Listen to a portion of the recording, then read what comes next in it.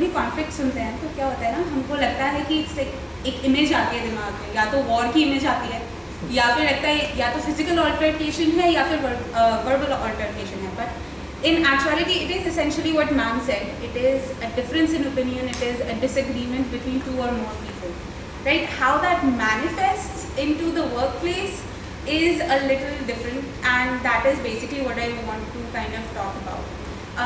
Usually conflict की जब हम बात करते हैं, why I want to talk about workplace conflicts is because we don't realize it, but the time that we spend at our workplace is actually controlling everything. हमारे दिन के 24 घंटे में से एक सिग्निफिकेंट पोर्शन आपका ऑफिस में जा रहा है. ऑफिस में जो भी चीज़ें हो रही हैं, इवेंचुअली हमको घर पे आके भी ना वही परेशान कर रही होती हैं, let's be honest. So whatever happens at the office, whether it's a conflict, it is going to impact what's happening at home. So that's why I'm picking a workplace conflict kind of a thing. So basically, every conflict has a topic and or has a cause. And in workplace, one of the conflicts that I want to talk about that I actually recently dealt with is supervisor validation. So it is not about, it's not even an altercation between two people. The cause is a third person. So it's somebody that I work with. It's more about how they felt the supervisor responded to their work. They were fine, absolutely fine until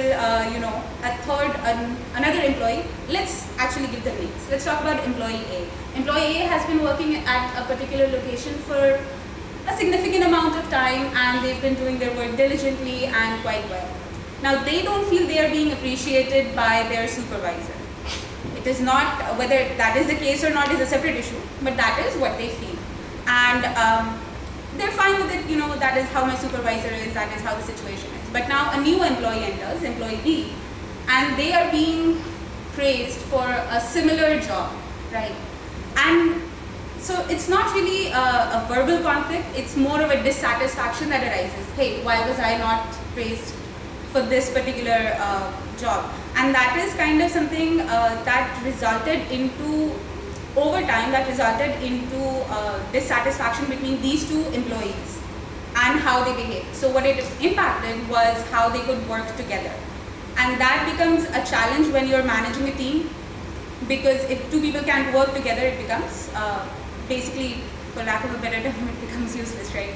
So the way we actually handled this particular conflict was to sit them down and try to figure out why they were so against each other. And in actuality, it came out to be that they're not actually against each other. They were just not happy with how they were being recognized within that office group. And I think that this is a very common problem that all of us have perceived at some point, that मेरा boss मुझको recognize नहीं कर रहा है. But I think the best way to kind of sort it out is, we can't always change how the leadership behaves.